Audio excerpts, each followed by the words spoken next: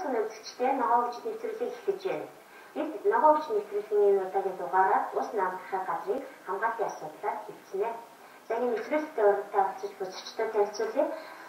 Байгаль орчин аюул жуулчлалын яамны сан газрын удирдлагын хэлтсийн дарга Батулга, Монголын усны форум ус хэлбс төрөмс байгууллагын тэргүүн Батима, Монгол Улсын их сургуулийн багш профессор, Монголын шууд судлалын нийгмийн захирал Гомбаатар, байгаль орчин аюул жуулчлалын яамны сан газрын удирдлагын хэлтсийн мэргэжилтэн Даван, Цэнгэг усны нөөц байгаль хамгаалах төвийн хэлтсийн дарга Цогцайхан нар оролцож байна.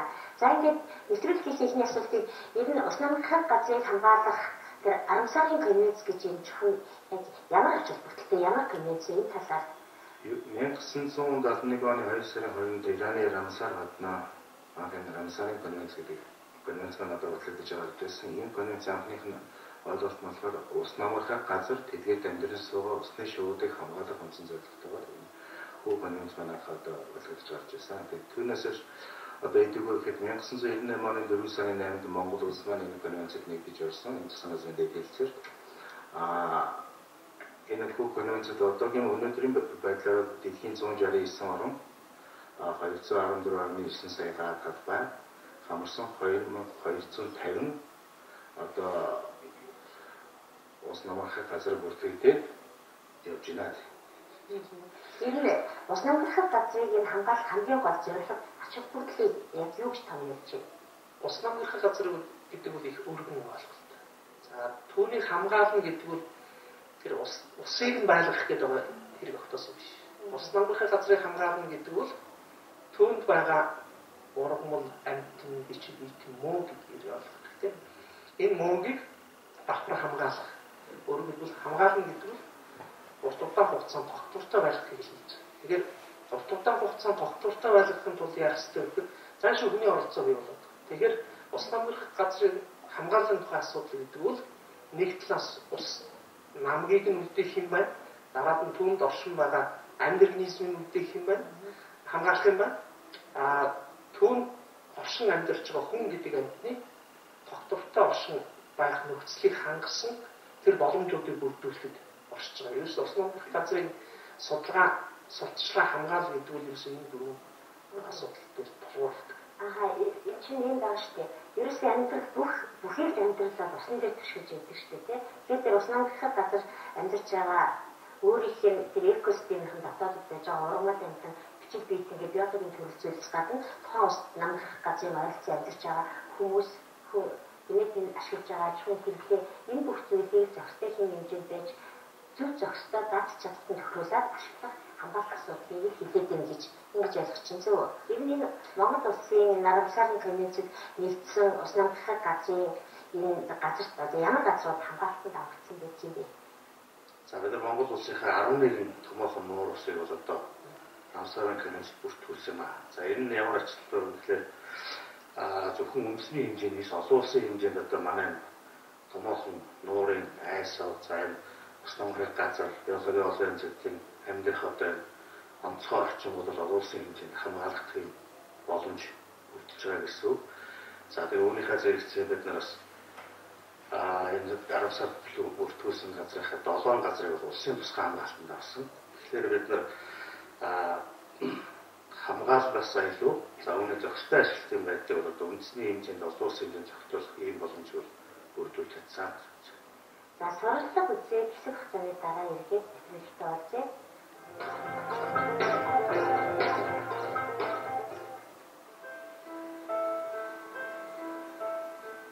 Монгол орны хэмжээнд явагдаж байгаа байгаль орчны өөрчлөлтөд тусмаа болоод ус намлахын газар нууруудын асуудлыг хөндөж сандаа солилцож байгаа. Энэ ач холбогдолтой өдөр болж байна. За бидний хамтлагийн шинжлэх ухааны сургуулийн хүрээлэлээр Тайван Монголын хамтарсан төсөл, Япон Монголын хамтарсан төсөл хоёр том төсөл хэрэгжүүлж байна. За энэ төслийн хүрээлэл аваад үзэхэд үгүй нуур, дэлхийн цагаан нуур, өсгөр нуурын өөрөөр нуурын экосистемийн төлөв байдлыг бол судалж байна. Энэ хим, бактериолог, эколог, за физик шинжүүдийг олон улсын эрдэмтдтэй хамтран судалгаа хийж байгаа учраас маш өндөр найрагчтай сайхан үр дүнгууд гарсан. Нөгөө талаас шинжлэх ухааны талаас сайхан үр дүн гэж байгаа боловч нууруудынхаа талаас авч үзэхэд маш хохирдолтой бактерисэн, замагсан хүн амьтанд бол хэрэглэхэд л одоо хүндрэлтэй олон талын асуудлууд гарч ирж байна. Монгол орны нийт нуурын бол 30% бол ямар нэгэн хэмжээгээр тохирдсон. Тийм учраас бол энд одоо төр засгийн анхаарлыг төвлөрүүлж харах хэмжээг яалтаа авах шаардлагатай байгаа ийм цаг үе ирээд байна. Энд бол бид нар өнөөдөр ярилцлага тодорхой үр дүнг авах байхаа гэж бодож байна. Энэ олон төрлийн маш олон шууд бол манай аймгийн гол нуурууд гэж тусаж хаварж тэнд одоо өндөрлөж өсөжүүлдэг. Тэгэхээр энэ одоо өсөжүүлж боломжийг бид хангах, хамгаалах боломжийг хангахын тулд тусгай маалтаар хамгаалалтыг захираад одоо өсөж хамгаалалтыг захираад бол одоо хамтдаа хэлдэг. Тэрээс хамгийн олон улсын хойноос хэдгээр хил дамсан хил задгаа Орсын хогооны ус хятад улсууд бол одоо шувуу авихад маш их байдаг.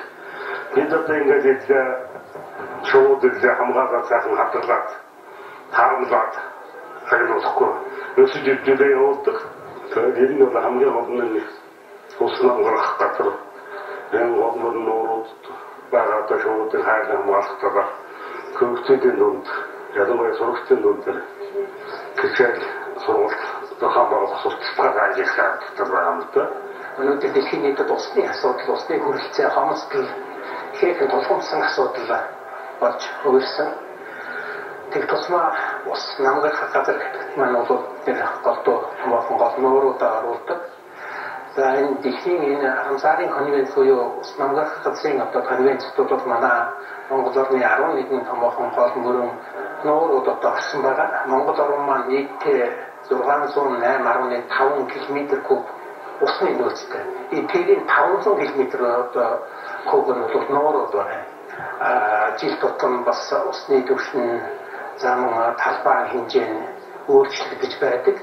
За тэгэхээр дотроос энэ нуурын экосистемийг тэнд амьдарч байгаа одоо шувуу, загас, бусад бүх амьтныг нь хамруулсан ийм одоо хамгаалалтын үйл ажиллагааг явуулдаг чухал олон улсын хамтын ажиллагаа бол энэ 10 сарын конвенц юм байна.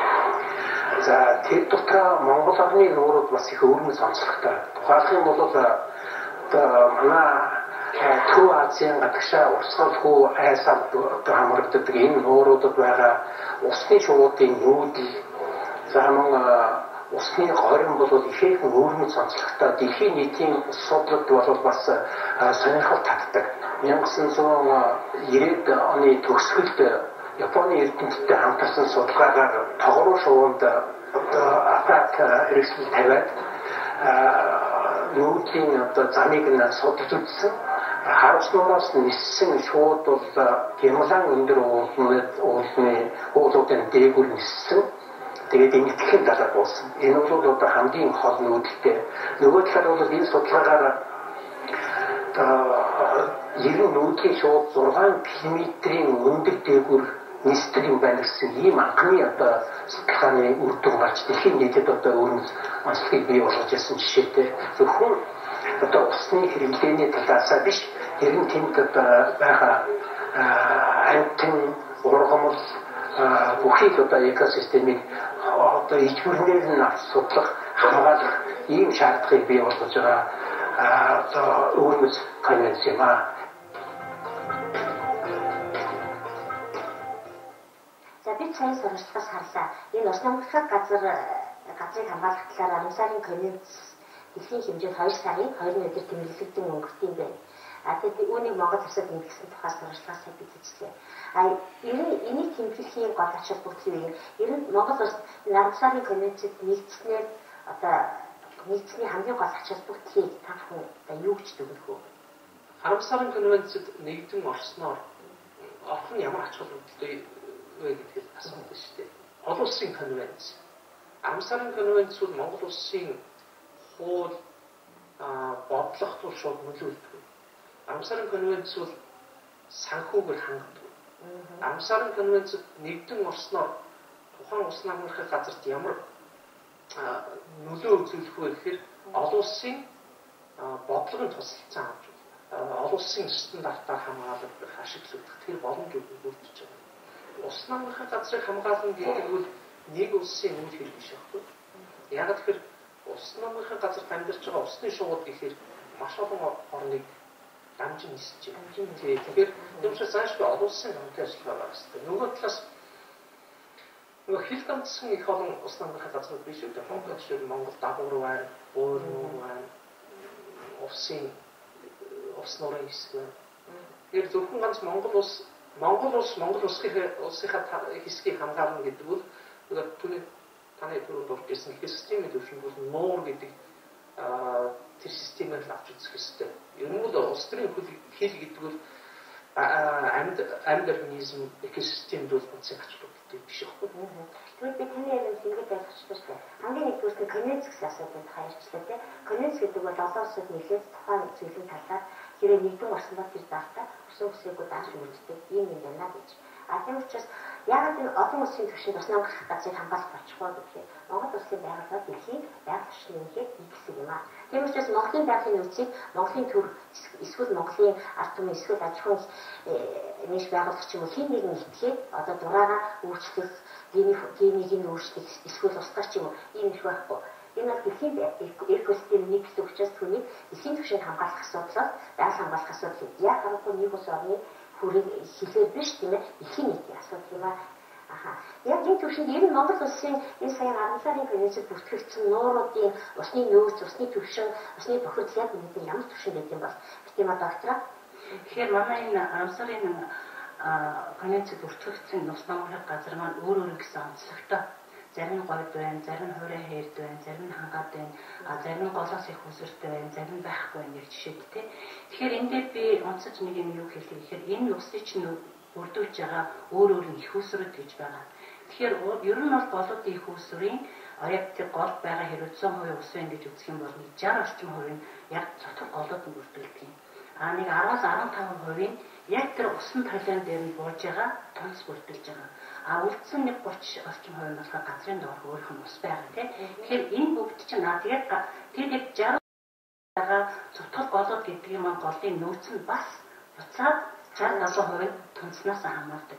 Тэгэхээр энэ нөөцийг гол бүрдүүлж байгаа нь их ус нь тундас тэгээ энэ нь гол нь уур амьсгалаас шалтгаалдаг. Энээсээ шалтгаалаад зарим жил бол дүүрэн байж чадсан, зарим жил нь хаташ ширэж байна. Ганцхан жишээ хэлэхэд орог нуур. Миний хамгийн анхны судалгаа одоо тэр орог бөөн цагаан нуурууд гэх тийм нуурын хүндийн 5 нуурыг судалж ирсэн ширэгсэн гэдэг. Тэгэхээр энд бол 89 онд бол орог нуур ширэгжсэн. Одоо 2-3 сар судалчаад нэг сарын дараа очиод Баян хонгор дээр очиод зөвхөн Баян хонгороос богд сум руу очиод маргааш өглөө очиод Баян хонгороос хахад тунц орж ирсэн байна. Тэгээд богд дээр ханчхад өглөө нуурлуулга очиход нөгөө нуур маань устдаа болчихсон. Яг ийм жишээтэй. Тунцнаас байгаль цаг ураасаа уур амьсгалаас хамаарч байгаа юм чинь хэрвээ нуур усгүй болчих ширгээд одоо байхгүй боллоо ч гэдэг юм уу ингэж ярих нь бас жоохон одоо яг ийм хүн яриа ингэ байгаад байдаг учраас би онцлоод байна. Энэ бол яг ингэж шалтгаалж байгаа юм аа. Тэгэхээр ус намгах газар гэхээр бид нэг ганцхан тэр нуурыг биш түүний нэрийн тойрон байгаа тэрний усны нөөцийг бүрдүүлж байгаа тундас гол тэр бүх юм дээр л бас анхаарлаа төвлөрүүлэх нь чухал юм аа гэж хэлэх гээд байна. Тэгнээс зарим одоо манай хамгийн том одоо энэ бүртгэгдсэн бол ус нуур байгаа шүү дээ. Ус нуур маань бас нэг онцлог гэж би бас энийг онцлогийн дурдах гэж байгаа. Юу гэхээр ус нуурын бүрдүүлж байгаа нөөц нь тэсийн гол дээр нь хахираа төрөв. Хахираа төрөв маань гэхээр мөнгө цэснаас их авдаг тийм түүний гол хахираагаас ихээр уурсж байгаа. Гэтэл энэ уур амьсгалын өөрчлөлтөөс энэ агаар дэлхийн уур амьсгалд дулаарч байгаас болоод мөнгө цаас мөсөн цэдгийг ингээд хайлаад ус нуурын төвшин тодорхой хэмжээнд ус нуурд их багасч нэмэгдэжсэн. Хар ус нуурын одоо бас яг адилхан хавтайхан болоод болдог жижигдэг учраас одоо нэг ахта таамбууд мөнгөлөөс их асуудалтай болоод өнөөдөр хайж байгаа учраас төвшин нэмэгдэж байна. Гэл нөгөөдөл нь багасч байгаа. Тэгэхээр энэ дээр бид хэрвээ хар усгийн хамгааллыг гэдэг юм уу усгийн ярьж байгаа бол тэр хахираа төргөнийхөө улсд байгаа ахта таамбууд дээр байгаа мөнгө цэдгээс бодцох хэрэгтэй. Баярлалаа. Тэгэхээр яг харахгүй зөвхөн ус намгахад газараа усаа хамгаалахын тулд усас бүрэлдэж байгаа тэр их яг харахгүй сав газар ус намгахад газрын конвенц хоёр одоо яаж хоорондоо хэрхэн үйлдэж байна? За манай Монгол улсын хувьд бол яг одоо байгалийнхын бүслүүр тий усны тогтцоос хамаарат бол 29 сар газар хуваасан байгаа. За тэгээд энэ 29 сар газар хувааснаар бол ямар ач холбогдолтой юм бэ гэвэл бидний нэгдүгürt бол усыг зөв зөвхөстэй ашиглах, хамгаалах тэр бол үндсэн бол савж захиргаатын үүрэг байж байна. Савж захиргаат бол одоо 29 сар газар хуваагдаад Монгол улсын хэмжээнд 21 савжийг захиргаа бол одоо яг өдөрөнтэй аймагт бол үйл ажиллагаа явуулж байна. Улсын үеийн нөөцийн нэгдсэн менежментийн төлөвлөгөө гэж бол 13 засгийн газраас батлагдсан. Харамсалтай холбогдолтой бол гол асуудлууд орсон байж байгаа. За тэгээд тэрэн дотроо бас савжийн захиргаатын менежментийн төлөвлөгөөнд хүлээлт бас харамсалыг хамгаалах тэдгээрт одоо холбогдож ажиллах гэсэн ийм асуудлууд явж байгаа. За тэгээд ер нь бол савжийн менежментийн төлөвлөгөөнүүд бол хоёр үе шаттай байж байгаа. Олон улсын өмнө хүлээсэн Монгол улсынхаа үрийг биелүүлэхийн тулд бид одоо ус намжуулах газрыг хамгаалах, ашиглах тэр бол үг нь бол бидэрт байж байгаа. Тэргээр бол бид нар савжийн захиргаатаар дамжуулаад одоо 10 сарыг бол хамгаалах нь бидний учраас одоо төлөвлөгөөндөө бодлогын хэмжээнд бол бид нар тусаад ажиллаж байна. Энээс үргэлжлүүлээд болохоор бид нар одоо ус намжуулах газрыг нэмэгдүүлэгч гэдэг юм уу тий одоо тоог нэмэгдүүлэх өшөө илүү одоо боломжтой болвол одоо ус намжуулах газарт бол бүртгүүлэх ийм ажлууд бол болгон хэмжээнд хийгдэж явж байгаа. За тэгээд мэдээж менежментийн төлөвлөгөөгөөр бол яаж одоо 10 сард бүртгэлтэй газрыг хамгаалах вэ гэхлээр бол хамгийн нэгдүгээр болохоор мэдээж хүрээлэн буй орчин бол одоо олон янз байдал гэдээ ярьсан. Тэгээд тэрийг бол хамгаалж үлдэх зорилгоор бол шалтгаалтай арга хэмжээг бол аваад явж байгаа. Ус намжуулах газрын одоо экосистемийн ямар түвшинд байгаа вэ гэдгийг илэрхийлэх хамгийн гол тэр нэг индикатор жишээлбэл шувуу. Энэ танаа шувуу хамгаалах нийгмийн хүрээлэн 10 сарын конвенцийг бүртгэлтэй байж байгаа газруудын шуудын тоо жилээс жилдээ дэмжлээд өвлжөө тусаад явж байгаа энэ хэмжээ өөрчлөгдөж чинь үгүй юу? Энэ талаар танай байгууллагаас ямар арга хэмжээ авч хэрэгжүүлж байна? Мөн танай байгууллагаас ямар арга хэмжээ авч хэрэгжүүлж байна гэдэг ингээд асууя. Монгол 5 одоогоор шүү дээ 502 зүйл шүү үлдсэн байна. Үүний 85% нүүдлийн шүү.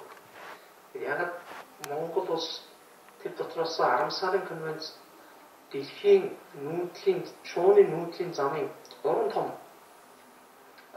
сүлжээн дээр байна. Австрали Аз нүүдлийн замын сүлжээ гэж одоо зүүнтлийн хэсэг. Төв Азийн нүүдлийн зам, Баруун Азийн нүүдлийн зам.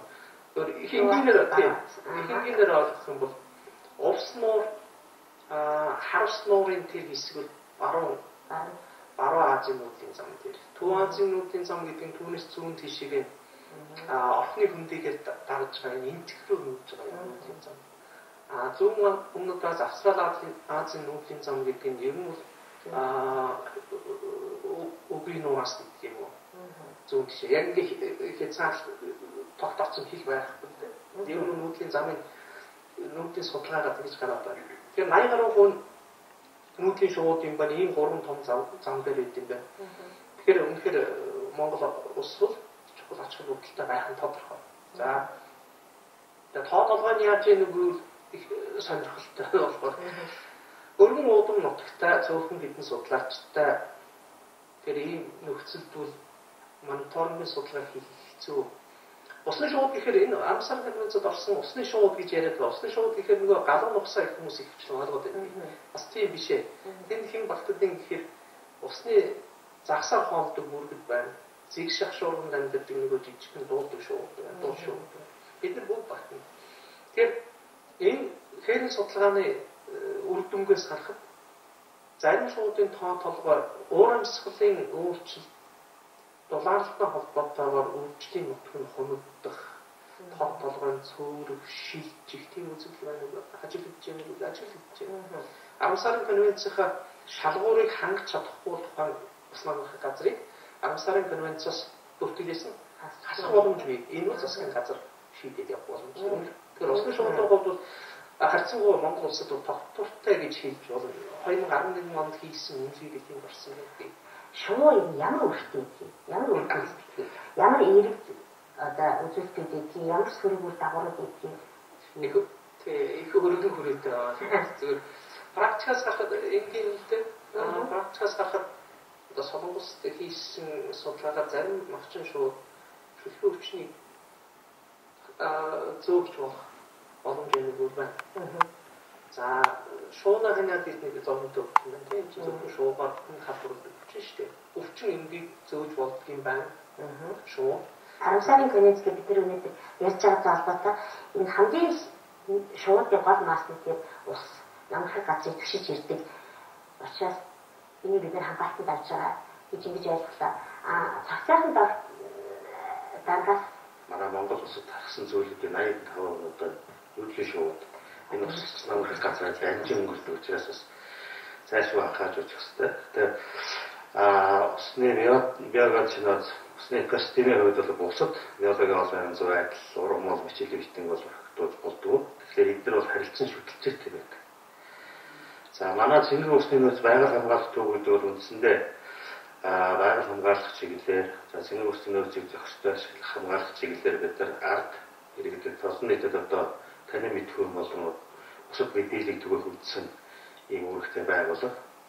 Тэгэхээр бид нар одоо энэ устайгаа холбогдуулаад за тэнд ус нь орчинд амьдарч байгаа биологийн олон зүйлтэй холбогдуулаад хамгааллын арга хэмжээг хэрхэн яаж явуулж байна гэдэг тал дээр бид нар одоо бусад байгууллагатай хамтран явуулдаг. Нэг жишээд бол бид нар шуу хамгааллын асуудал одоо дэлхийн нүүдлийн шуудын өдрийг Монголын шуу судлах нийгэмлэгтээ одоо уламжлуулсан зохиож ирж байна. За бусад одоо биологийн олон зүйлтэй тэмдэглэлийн өдрүүд гэдэг.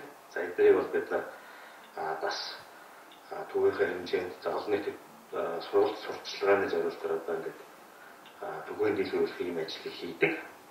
За өчигдөр одоо бид нар дэлхийн ус намхаг газрын өдрийг бол төв дээр бас тэмдэглэн өнгөрүүлээ. За энэ одоо дэлхийн 169 орн тэмдэглэн өнгөрүүлж байгаа энэ тэмдэглэлт өдрийг одоо Монгол улсын хэмжээнд за мөн дээр нь манай савгазрын захиргаад бол энэ өдрийг бас тэмдэглэн өнгөрүүлсэн байна. Тэгэхээр бид нар олон улсын хүлээсэн үүргээ бас нэвтрүүлэлтэд биелүүлж байгаа нэг хэлбэл одоо дэлхийн нийтэд тэмдэглэн өнгөрүүлж байгаа энэ тэмдэглэлт өдрийг одоо бас ачаал тэмдэглэлд явуулах маа. За баярлалаа. За ер нь бол 10 сарын конвенцийн ач холбогдол гэхлээр энэ ус намхах газрыг хэрхэн хамгаалах талаар Монгол улсын иргэд бас үзэгчдэд хандаад юу үйлчлэх вэ? За танаас хэлье. Ер нь бол ус намгарах газар гэдэг маань устай газар нь усаа намгарах гэхэд энэ хоёрын газар байна тий. Тэгэхээр би ойлгохдоо бол энд бол одоо хоёр үлдсэн хоёрын газрын болоод усны энэ бүх биологийн олон янз байдлын хамгийн олон төрөл зүйл байдаг юм байна гэж ойлгож байгаа. Тэгээд энэ бол зөвхөн энэ төрөл зүйлийг усны нөөцийг хамгаалах биш, энэ нөөцөд түшиглээд тэнд байгаа хүмүүс бас амьдрах ёстой, өөрийнхөө амьдралыг тэтгэж юм тий. Тэгэхээр энэ хоёр одоо хоорондоо хамт байж ижил энэ хамгаалагдсан хүн нөгөө явчих юм бол бас юу болох вэ те системд дагуулна гэхээр тэгэхээр энийг бол нэг байгууллага ч юм уу байгуулагчийн яам гэдэг юм одоо шуу судалдаг болохоор нь одоо биологи хүрээлэнч гэдэг юм уу энэ утгаараа бас биш ер нь яг тэр тухайн газар нутгийг бол тэнд оршин сууж байгаа хүмүүс л өөрийнхөө амжиргад би цааш нь тэтгэж авч явж байгаа юм шиг гэдэг өнцгөөс нь харж хамгаалж авч явах хэрэгтэй байна. Тэгээд бас ингээд түрүүн миний яг би эн чинь усныхаа нөөц нь өөрчлөгдөж ингэж яадаг шиг гэж байгаа. Тэгэхээр хэрвээ энэ усны нөөц нь нуур чинь ширэгдэг нуур юм бол те ус багасж байгаа үед нь ширэгж байгаа үед нь ямар арга хэмжээ авах юм? Ус ихтэй үедээ багт нь бас ямар арга хэмжээ авах юм? Энэ нөгөө усны нэгдсэн менежмент гэдгээрээ савгадраар нь энэ менежменттэй зөв тусгаж өгвөл явуулвал энэ илүү үр дүнтэй болох болов уу гэж бодож байна. За баярлалаа.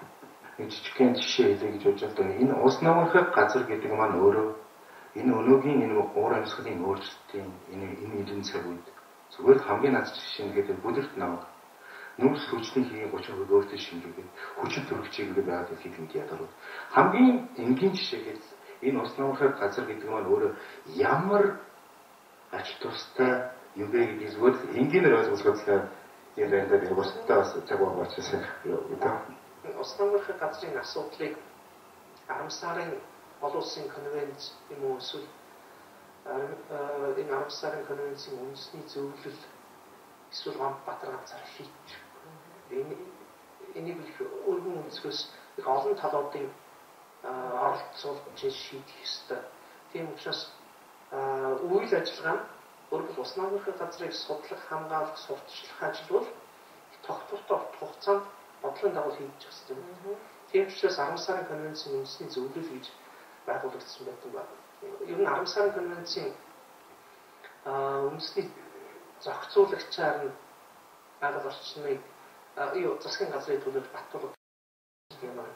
Тэгэхээр ер нь цогцлол байдлаар шийдэх ёстой байх. Судлаач хүний хувьд бол нөгөө талаас нь авч үзэх юм бол одоо ямар өнгөрсөн хугацаанд ямар байсан, одоо ямар байгаа юм. Энэ хоёрыг дүгнж байгаа бид нэр ирээдүйд юу хийх боломжтой юм бэ гэж. Тийм учраас бид нэр өнгөрсөн хугацаанд хийсэн ажлуудаа дүгнээд мэдээлэл сангаас ажиулаад гэсэн шинжилээд тэгээд ер нь цаашдаа бид нэр юу хийх ёстой вэ гэдгийг практикт тулгуурласан ажлын төлөвлөгөө дараа явж байна. За гуравдугаар миний хэлэх гээд байгаа санаа та түрүүнд дурджсэн. Ус намрах газрыг хамгаална гэдэг нь зөвхөн усыг байлгах, усны шуумуудыг тэнд орноор нь үржүүлэх асуудалтаас биш. Ингэж харах юм бол эдгээр явцаа нийтлэг барьсан. Тэнд байгаа малчин өрхийг яах юм бэ гэдэг асуудал шүү дээ. Тэнд байгаа загсаар эдийн засгийн орлогоо олж байгаа хүмүүсийг бид нэр яах ёстой. Тэгэхээр энэ тэнцвэрийг л хангах ёстой. Энэ тэнцвэрийг хангахтаа монголчлох арга биш. Улсын стандарт ямар арга зүй аргачлал боломжууд гарцууд байгаа. Тэднийг л тэрийг ашиглах боломж нь 10 сарын конвенцэд орсноор бид нээлттэй болж байна. Сурталчилгааны мониторингийн ажлыг хийх ёстой, олон талуудыг хамруулах ёстой, үнэлгээг хийх ёстой, нөгөө нутгийн иргэдийг заашгүй оролцуулах шаардлагатай, амжиргааг нэмжих ёстой, доктортой байх ёстой гэдэг нь. Энэ сандаа хэлмээр байна. Тухайн одоо ус намрах газрын өдрөч гэдэг юм урамсарыг одоо ойлгуулахын тулд бид ерөнхий боловсролын сургуулиас бол эхэлсэн байж байгаа. За тэгэхээр бол яг энэ хамгаалалттай холбоотой асуудлыг бол яг экосистемийн экосистемийн төвшиглээд экологийн сайжруулалт ус намрах газрыг хамгаалуулах гэдэг. За тэгэхээр энэ нь болохоор одоо бид нар болгоны төвшөнд болвол одоо 29 сав газартаа буюу Монгол орныхаа хэмжээнд нийтээр нь ашиглах одоо хамгаалах ийм л үүргийг хүлээж бид нар явж бодлого зохицуулж явж байна. Ус гэхээр бидний одоо зайлшгүй хэрэгцээ зүйл маань байдаг. Гэтэл ус гэдэг нь өөрөө хаанаас их үүсэлтэй юм бэ? Хаана энэ усны чинь одоо нөөц нь байгаад гэдэг одоо бас уялдаа нь бас ойлгохтой байгаа. За үүнийг бол одоо бүх шатны сурагчдаас ахуулаад хүүхэд одоо бүх орон нутгийн малчтад хүртэл нарийн сайн ойлгуулж бид нар өнөөдөр энэ асуудлыг зохицуулах хэрэгтэй. Өнөөдөр усны чинь хэрэгцээ хэрэг хүрэлцээр хэрэг байгаа. Үүнийг хаанаас авч байгаа, яаж арилан гамнах ёстой гэдгийг л одоо бид нар ойлгуулж ийж энэ хэрэглээгч ханган байгаль орчноо ч одоо онгон төрхөөр нь хадгалахын үйлдэл зохицуулж чадах гэж бодож байна. За баярлалаа. За үзэгчдээ ноогч нэвтрүүлгийн удаагийн дугаараар бид ус намрахын газрыг хамгаалах 10 сарын конвенцийн талаар хэлцлээ. Ираны 10 сар хотод 1971 онд дэлхийн улс орнууд ус намрахын газар бол дэлхийн экосистемийн хамгийн чухал бүрдлийн нөөц юм.